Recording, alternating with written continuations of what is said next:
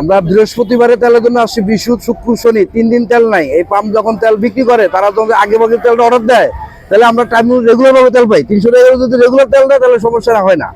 শুক্র শনি 3 দিন তেল পাই না আমরা। 2.5 ঘন্টা ধরে দাঁড়ায় আছিলাম, সকাল থেকে একদম ভিড়। তো এই যে এই কড়া রোদের মধ্যে দাঁড়ায় আছি, সামনে সিরিয়াল প্রায় শেষ হয়ে আসছে, তো পায়ে যাবো আশা করি।